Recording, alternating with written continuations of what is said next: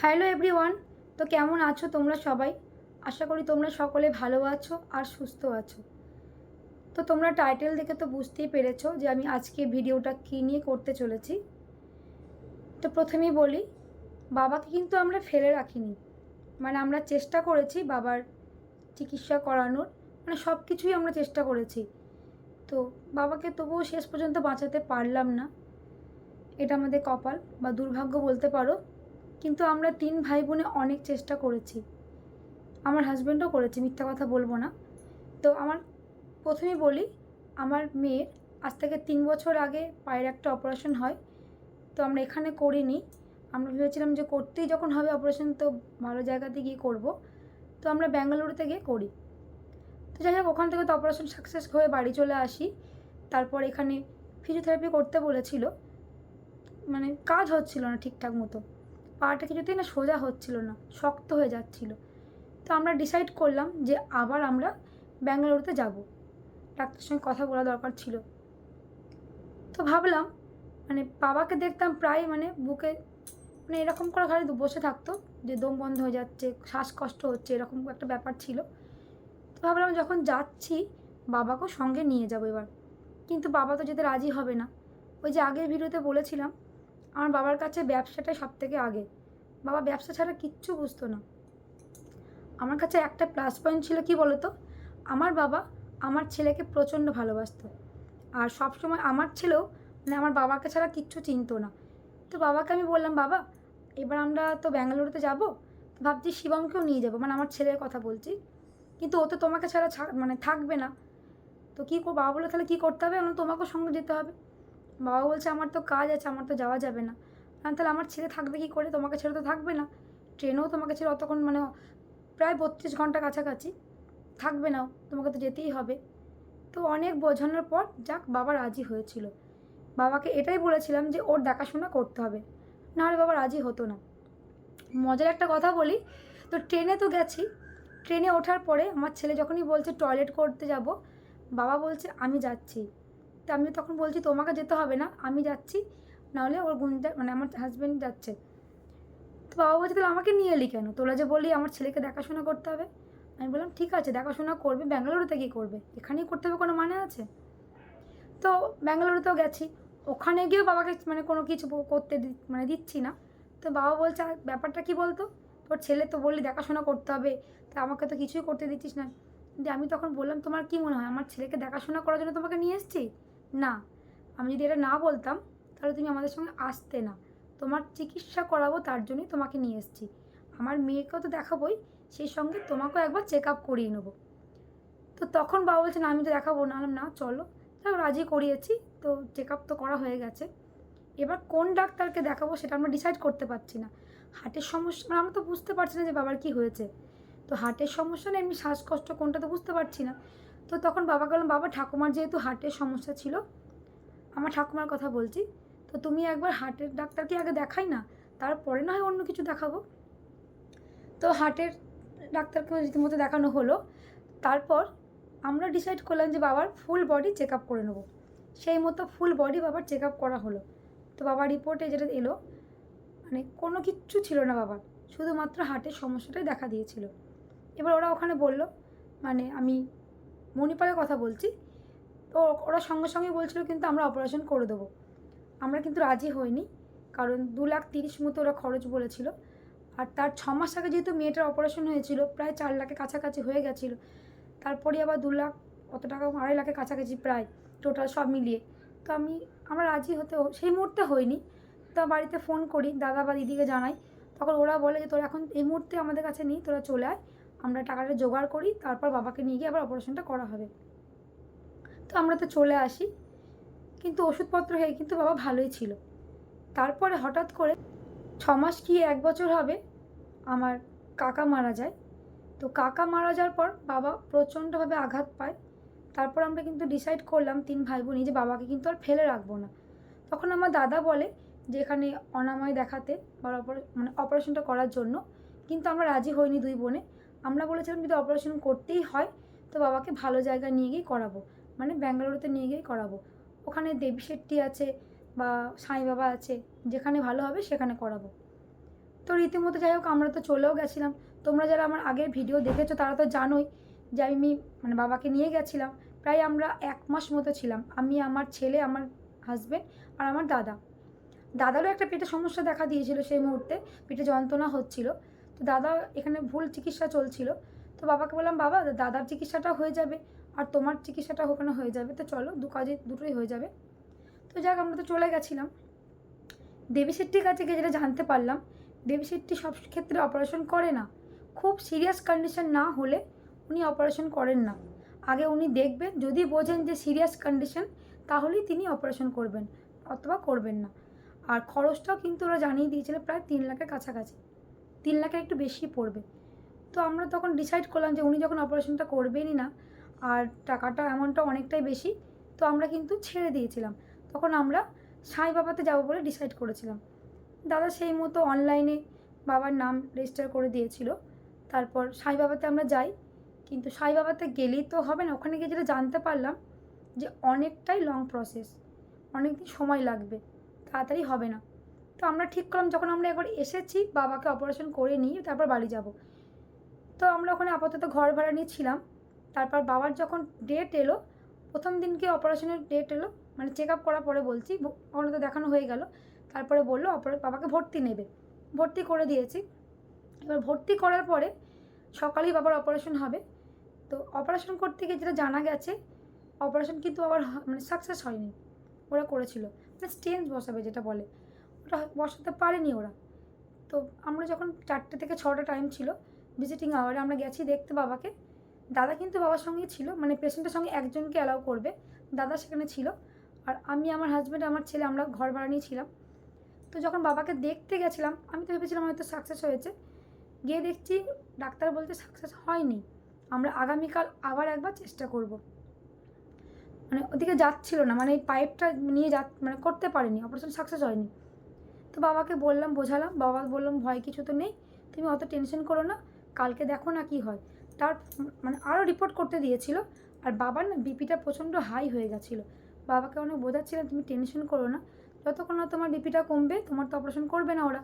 আমি যেন বাড়ি গিয়ে শুনি, মানে যে ভাড়া বাড়িতে আছে ওখানে গিয়ে যেন শুনি তোমার বিপিটা কিন্তু লো হয়ে মানে নর্মাল হয়ে গেছে। বাবা বলে ঠিক আছে তুই যা, টেনশন করিস না। পরের দিনকে বাবাকে নিয়ে গেছে, পরের দিনকে কিন্তু আবারও হয়নি, মানে পা দিয়ে করার চেষ্টা করেছিল, সেটা ওরা ব্যর্থ হয়। তারপর আমরা ডাক্তারের সঙ্গে কথা বলি, ডাক্তার যেটা বলল যে বাবার এমআরআই করতে হবে, তো সেটা করেছে। সেখানে রিপোর্ট আসার পর যেটা শুনলাম, আমাদের তো বলতে মানে বিশ্বাস করো আমাদের যে অবস্থাটা হয়েছিল, ডাক্তার যখন আমাকে ডাকলো না, বাবা কিন্তু পাশে বেড থেকে আমাকে দেখছে যে ডাক্তার আমাকে কি বলে। ডাক্তার যেটা বলল, রিপোর্টে যেটা বেরিয়েছে, আমি শুনে পুরো আকাশ থেকে পড়ছি। সেই যেমন সিনেমাতে বলে না পেশেন্ট, আপনার পেশেন্টের এই হয়েছে অমুক হয়েছে, একদম ডিটো আমার সেরকম, আমার ক্ষেত্রে ওরকম হয়েছে। আমাকে ডাক্তার যখন বলছে আপনার বাবার একটা সাইড পুরো ড্যামেজ, একটা দিক একটু আছে, 60% না 70% আছে, ব্লক আছে। ওই মুহূর্তে আমি কাঁদবো না কী করবো বুঝতে পারছিলাম না। আমি কিন্তু এক ফোঁটা কাঁদিনি, আমি সমানে মুখে হাসি নিয়েছিলাম, কারণ পাশের বেডে বাবা ছিল।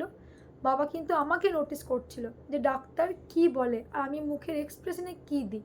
কারণ আমি যদি সেই মুহূর্তে কাঁদতাম তাহলে বাবা কিন্তু বুঝতে পারতো যে বাবার সিরিয়াস কিছু হয়েছে, এর বাবা বুঝতে পারতো। তো আমি ডাক্তারবাবুকে সমানে হাসছি আর বলছি ডাক্তারবাবু আমি হাসছি, কিছু মনে করেন না, আসলে আমার বাবা কিন্তু দেখুন আমাকে নোটিস করছে, আমি যদি মুখের এক্সপ্রেশনে কিছু দিই আমার বাবা টেনশন করবে, আর বাবাকে বলেন না প্লিজ।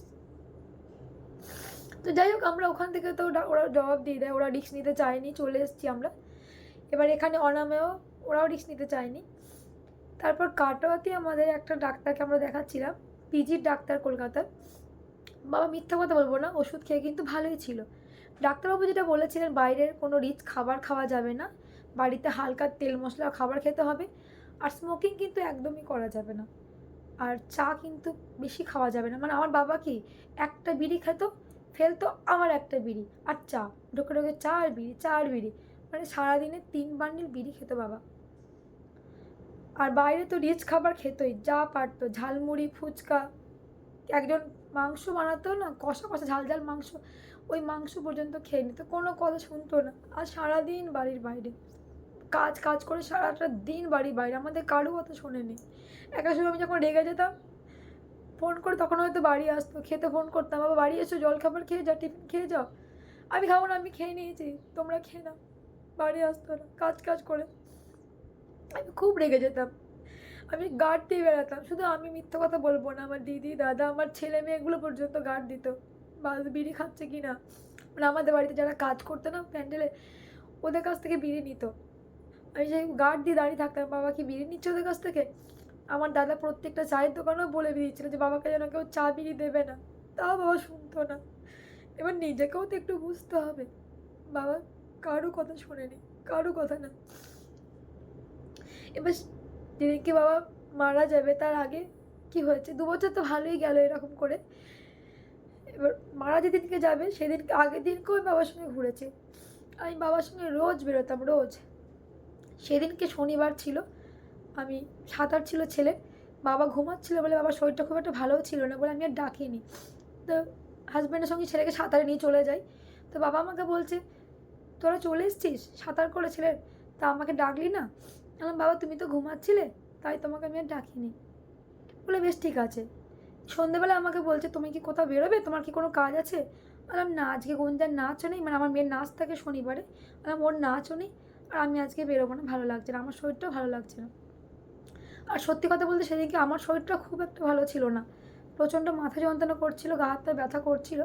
আমি সন্ধ্যেবেলার দিকে না ঘুমিয়ে গেছিলাম। আর বাবাকে ফোন করা হয়নি, নাহলে প্রত্যেক দিন 8টার সময় বাবাকে আমি ফোন করি, বাড়ি এসো বাড়ি এসো। সেদিনকে আর ফোন করতে পারিনি। তো যাই হোক, বাবা সেদিনকে 9:30টায় বাড়ি এসছে। বাড়ি এসে মাকে খাবার চেয়েছে, মা রোজকার মতো খাবার দিয়েছে। বাবার একটা ব্যাড হ্যাবিট ছিল, খাবে তো খাওয়ার সঙ্গে সঙ্গে উঠেই বিড়ি খেয়ে নেবে, তারপর ওষুধ খাবে, ওষুধ খেয়ে শুতে চলে যাবে। সেদিনকেও তাই করেছে, খাবার খেয়েছে, বিড়ি খেয়েছে, ওষুধ খেয়েছে, সঙ্গে সঙ্গে শুয়ে পড়েছে। আমি বলতাম, বাবা তুমি শোবে না, একটু পাচালি করো, হাঁটাচলা করো, একটু বসো, মিনিট 20 আধ ঘন্টার মতো বসো, তারপরে শুতে যাও। কোনো কথা শুনতো না। তো যাই হোক, সেদিনকেও শুয়ে পড়েছে। যেই শুতে গেছে তখন থেকেই বাবার যন্ত্রণা শুরু হয়েছে। মাকে ডেকেছে, আমার বুকটা একটু ডলে দাও, বুকে যন্ত্রণা হচ্ছে। তো মা তো বুকটা ডলে দিচ্ছে, কিন্তু তো কমছে না, মানে ভালো মতো অম্বল হয়েছে। মা বলছে, তুমি বাইরে কিছু খেয়েছো, নিশ্চয়ই কিছু খেয়েছো। বলছে না, আমি কিছু খাইনি, ভয়ে বলছে না। তো আমরা তো অনেক অম্বল ওষুধ দেওয়ার চেষ্টা করলাম, গরম জল করে দিলাম, তাও বাবা কমছে না। বাবাকে সবাই বলছে হসপিটালে যেতে, বাবা কিন্তু রাজি হচ্ছে না। লাস্টে দাদাকে ফোন করা হলো, দাদা তখন বললো, আমার শরীর ভালো নেই, কোমরে ব্যথা, আমি যেতে পারবো না। দাদা কিন্তু আসেনি, মিথ্যা কথা বলবো না, দাদা আসেনি। কিন্তু ব্যাঙ্গালোরে যখন আমরা ছিলাম, ব্যাঙ্গালোর থেকে আসার পর বাবাকে যতবার মানে টেস্ট করতে বলো বা ডাক্তারের কাছে নিয়ে যাও বলো, ওগুলো কিন্তু দাদাই নিয়ে যেত। আমিও নিয়ে গেছিলাম, কিন্তু আমি অল্পই যেতাম। দাদাই কিন্তু এসব কাজগুলো করতো, বাবাকে ডাক্তারের কাছে নিয়ে যাওয়া, টেস্ট করা, সবই দাদা করতো। কিন্তু ওই দিনকে বাবা মারা যাবে, মারার আগের দিকে দাদা কিন্তু বাবার যখন যন্ত্রণা শুরু হয়েছিল না, সেই সময়তে দাদা কিন্তু আসেনি। দাদা যদি টাইমে আসতো, আমার মনে হয় না বাবার এতটা বাড়াবাড়ি হতো। ওই সমানে বলে যাচ্ছে যে আমার শরীর ভালো নেই, আমি শরীর ভালো নেই, আমার করে যাচ্ছে। আর দিদি অনেকবার ফোন করেছে ওকে, আমার ছেলে মেয়ে ফোন করেছে, তাও আসেনি। তো যাই হোক, লাস্টে বাবাকে আমি বোঝালাম। এবার হসপিটালটা কী হয়েছে, আমার দাদা যেহেতু পার্টি করে, আমার দাদারই চেনাশোনা, আমার অতটা চেনাশোনাও নয়। এবার নর্মালে যারা মানে জেনারেল যারা থাকে না, হসপিটালটা এতটাই বাজে বলবো, কোনো কেয়ার করে না, চেনাশোনা না হলে কেয়ার করবে না। আমার দাদা কিন্তু সেটা ভালো করেই জানতো, জেনে শুনেও কিন্তু সে আসেনি। তখন বাবাকে আমি কিন্তু বলি, বাবা তুমি চলো, আমি আছি তো, তুমি আমার সঙ্গে চলো। বাবা কিন্তু একটা কথাই বললো, তখন আমি আমার ছেলেকেও ডাকলাম যে গোপালকে প্রণাম কর, আমার ঘরের গোপালটাকে, দাদু যেন ভালোভাবে বাড়ি চলে আসে। দিয়ে আমার ছেলে দাদুর মাথায়, মানে আমার বাবার মাথায় হাত বুলিয়ে দিল, দাদু তুমি যাও, তোমার কোনো ভয় নেই। তখন আমার বাবা আমার ছেলেকে জড়িয়ে ধরে কাঁদছে আর বলছে, দাদু আজকে আমি আর বাড়ি আসবো না। বাবাকে বললাম, বাবা তুমি টেনশন করো না, চলো, কিচ্ছু হবে না। তো বাবাকে আমি নিজে হাতে ধুতি পরিয়ে দিলাম, জামা পরিয়ে দিলাম, দিয়ে নিয়ে গেলাম আস্তে আস্তে করে, দোতলা থেকে একতলায় নামিয়েছি, গাড়ি করে নিয়ে গেছি। রাস্তায় কিছুটা যাওয়ার পর বলছে আমাকে দাঁড়া একটুখানি, দিয়ে বসলো, দিয়ে বলছে আমাকে না বাড়ি নিয়ে চল, আমি আর যেতে পারছি না। বাবা আর একটুখানি, চলে এসেছি। তো যাই হোক, পৌঁছে তো গেছি হসপিটালে, এমার্জেন্সিতে। এত বাজে ব্যবহার হসপিটালের লোকে, বলছে হুইল চেয়ারটা নিয়ে আসুন। আর বাবা সে ছটপট করছে, আমার বুকটা কেমন করছে, বুকটা কেমন করছে। আমি বলছি আমি হুইল চেয়ার আনবো মানে, আপনাদের কোথায় হয়েছিল আমি কি জানি? বাবা কেমন করছে বাবাকে আগে দেখুন। বলছে আপনি অত প্যানিক করবেন না, আপনি চুপ করে বসুন। তখন আমি তো রেগে গেছি প্রচণ্ড, যে আমার হাজব্যান্ডকে বাড়িতে পাঠিয়েছিলাম, তুমি বাড়িতে যাও। আমি মানে ডাক্তারের প্রেসক্রিপশনটা আনতে ভুলে গেছিলাম, ওকে ওটা আনতে পাঠিয়েছিলাম।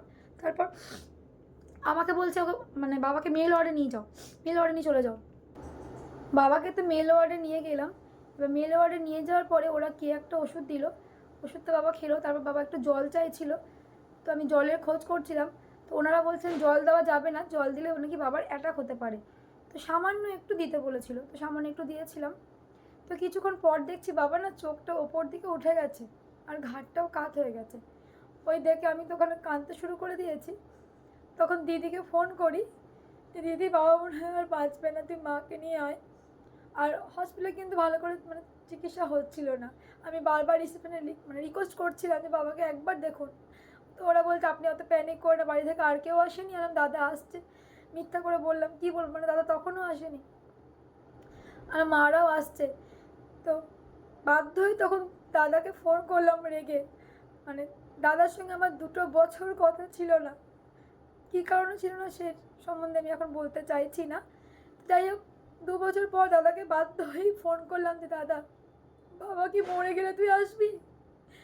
ও তখন বললো বেশ তুই রাখ ফোনটা, আমি দেখছি। তখন আমি প্রচণ্ড কাঁদছি, আর মাকে ফোন করেছি, মা তুমি তাড়াতাড়ি এসো, ডাক্তাররা বাবাকে কি আর করছে না, আমার মনে হচ্ছে বাবা আর বাঁচবে না। তো তখন আমার হাজব্যান্ডও চলে এসছে। এবার যেহেতু ওটা মেল ওয়ার্ড, আমাকে বললো আপনি বাইরে যান আর আপনার হাজব্যান্ডকে এখানে থাকতে বলুন। তো বাবাকে আমি, ওরা বলছে মানে বেডে দেবে এবার। তো বাবাকে ওরাই বলছে উঠুন উঠুন, কিন্তু বাবা কিন্তু বেডে উঠতে পারছে না। তখন আমি, আমার হাজব্যান্ড আর পাশে 2 পেশেন্ট ছিল, ধরে বাবাকে চ্যাংদোলা করে বেডের মধ্যে শোয়ানো হলো। তো বাবাকে আমি এইখানে এখানে নিয়েছিলাম, বাবার ঘাটটা আমার কাছে ছিল। তারপর হাজব্যান্ড বললো ঠিক আছে এবার আমাকে একটু দাও, তুমি একটু বাইরে দাঁড়াও, তুমি কেঁদো না, তো টেনশন করো না, কিছু হবে না।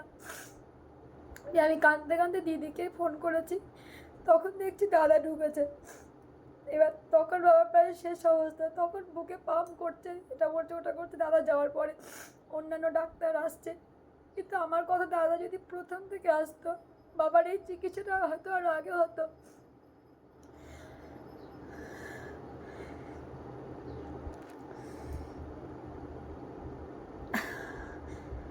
আমি বলতে বাধ্য হচ্ছি যে আমার দাদা আগের মতো সেই দাদা নেই। আমার দাদা সত্যি করে অনেক অনেক ভালো ছিল। ওর মানে এতটাই ভালো ছিল যে আমরা ওর ধারে কাছে যেতে পারতাম না, সত্যিই ভালো ছিল, অনেক ভালো ছিল। মানে যাকে বলে মা বাবার বাধ্য ছেলে, সেরকম ছিল। কিন্তু আমার সেই দাদা যে এতটা পাল্টে যাবে কোনোদিন ভাবতে পারিনি। হ্যাঁ, তোমরা এবার প্রশ্ন করবে যে এবার ভালো যখন ছিল তাহলে এখন কেন হয়ে গেল? কথাতেই তো আছে যে একটা ভালো আলুর সঙ্গে যদি একটা পচা আলু থাকে তাহলে কি হয়, তোমরা সেটা সবাই জানো। সেই ভালো আলুটাও কিন্তু পচে যায়। তো আমার দাদার ক্ষেত্রে সে একই হয়েছে। আমার দাদা ইচ্ছা করলেও ওকে ভালো থাকতে দেবে না, বা আমাদের সঙ্গে সম্পর্ক রাখতে দেবে না। দাদা যদি প্রথম থেকে টাইমে আসতো, বাবার তো এতটা বাড়াবাড়ি হতো না। হ্যাঁ, হয়তো বাবা মরতো, আমি বলছি যে নিয়তি বিধান, কিন্তু এই কষ্টটা তো পেতে হতো না। আমি কিন্তু বাবার জন্য দাদাকে দায়ী করছি না, বাবার মৃত্যুর জন্য দাদাকে কোনোভাবেই দায়ী করছি না। কেন করবো, দাদা তো অনেক করেছে। কিন্তু আমি বলতে চাইছি যে এই যে বাবার যে কষ্টটা হলো সেটা তো কিছুটা কম হতো ও যদি টাইমে আসতো। তো যাই হোক, এবার ততক্ষণে তো মারাও চলে এসছে। এবার বাবাকে তখন আইসিইউতে দেবে। আইসিইউতে কিন্তু বাবা যেতে চাইছিল না, ছটফট করছিল। তারপর দেখ নিয়ে গেছে। তারপর মায়ের শরীর খারাপ করে গেছে, ওই দেখে মায়ের নার্ভে প্রবলেম আছে। তো মা ওষুধ খেয়ে আসেনি, আমি ফোন করেছি, মারা চলে এসছে। তো মা বলছে আমার খুব শরীর খারাপ করছে, আমি ওষুধটা আনিনি, তো কাউকে বলেনি ওষুধটা এনে দেবে। আমি ঠিক আছে, তোমাকে এখন ওষুধটা এই মুহূর্তে তো কেউ আনতে পারবে না, বাবাকে তো আইসিইউতে নিয়ে গেছে, তাহলে তুমি আমার সঙ্গে বাড়ি চলো, আমি তোমাকে ওষুধটা খাইয়ে নিয়ে আসি। আর বাড়িতে আমার ছেলে মেয়ে 2 একা ছিল, আমার মাসি ছিল বাড়িতে। তো মাসি অতটা মানে শক্ত নয়, ছেলে মেয়েগুলো যদি একা ছিল যেহেতু, তো মাকে বললাম তোমাকে বাড়িতে রেখে দিয়ে আমি আবার চলে আসবো। তো যারা ছিল মানে আমাদের 2 পাড়ার একজন গেছিলো, তো ওই দাদাইটা মানে ওই দাদাই বলছিল যে দেখ তুই বাড়ি চলে যা, মাকে নিয়ে, তো ছেলে মেয়েগুলো আছে, আমরা তো এখানে আছি, তোর বাবাকে আইসিইউতে দেওয়া হয়েছে, তো অসুবিধা হলে তোকে ফোন করবি, তুই বাড়ি যা, এখন বাবা তুই অতটা চাপ নিতে হবে না, বাবা ঠিক আছে। তো তারপরে বাবাকে দেখলাম আইসিইউতে ভর্তি করলো, তারপরে মাকে নিয়ে বাড়ি এলাম। বাড়ি এসে সমানে তো ফোন করে যাচ্ছে, ঠাকুরকে ডাকছি, এসে দেখছি আমার ছেলে মেয়েগুলো ঠাকুরের কাছে ঘরে বসে আছে, প্রণাম করছে। মা তো ওষুধ খেলো, মাকে চুপ করাবো না নিজে চুপ করে বুঝতে পারছিল না। যাই হোক এইভাবে কাটতে কাটতে প্রায় ভোরে তখন 4টে বাজে, আমার ছেলে মেয়েগুলো কিন্তু তখনও ঘুমায়নি। আমি তখন ওদেরকে বাধ্য হয়ে বকলাম যে বাবা তোমরা ঘুমিয়ে পড়ো, অনেক বাজে। ওদেরকে ঘুম পাড়িয়ে দিলাম। ঘুম পাড়ানোর পর তবু মনের ভেতরটা না কেমন কেমন করছে, মানে বলে বোঝাতে পারবো না। তো যাই হোক সকাল হয়ে গেল, এইভাবেই রাতটা কাটলো। সকাল হলো, সকাল হওয়ার পর দিদি বাড়িতে এলো। দিদি বাড়িতে আসার পর দিদি তার রাতে কিন্তু সমানে ফোন করতে যে ঠাকুরকে ডাক, বাবার কিন্তু রক্ত পাওয়া যাচ্ছে না, বাবার মানে এটা পাওয়া হচ্ছে না, ওটা হচ্ছে না, করে যাচ্ছে। তো এইসব শুনে আরও সারা রাত তো ঘুমাতে পারিনি, বসে বসেছি ঠাকুর ঘরে কাটিয়েছি। যাই হোক সকালবেলা দিদি বাড়ি এলো চা খেতে, কিন্তু তখন বাবা কিন্তু শেষ, দিদি কিন্তু বলেনি। এবার আমার ভেতরটা কেমন করছে বুঝতে পারছি, হালকা একটা কেমন মানে করছে। কিছুক্ষণ পর দাদা ফোন করেছে যে বাবার আধার কার্ডটা কই রে। তখন 7টা 7:30 বাজে। এলো কেন, বাবার আধার কার্ড নিয়ে কী করবি? বললো এখানে লাগবে, দরকার আছে। এলাম বাবা কেমন আছে? বললো বাবা ভালো আছে। আমি বললাম আমাকে কি অতটা বোকা পেয়েছিস? বাবা যদি ভালো থাকে তাহলে আধার কার্ডটা কেন লাগবে? আধার কার্ড তখনই লাগে যখন কেউ মারা যায়। তুই বল সত্যি করে দাদা বাবা কেমন আছে? দাদা বলছে না রে বাবা ভালো আছে। কিন্তু বাবা তখন শেষ হয়ে গেছে। এবার দিদি বলছে, মানে দিদি তখন বাড়িতেই, দিদি বলছে তাড়াতাড়ি করে সব মানে মাজা ঘষা করে নাও, পরিষ্কার করো, বিছানাগুলো তোলো। আমি বললাম যে কেন তুই এরকম কেন বলছিস, বাবা কেমন আছে? বলছে না রে ঠিক আছে বাবা ঠিক আছে। এবার আমার হাজব্যান্ড কিন্তু হসপিটালে ছিল, তখন ও আমাকে ফোন করে বলছে বাবা নেই, বাবা মারা গেছে। তখন আমি কী করবো বুঝতে পারছিলাম না।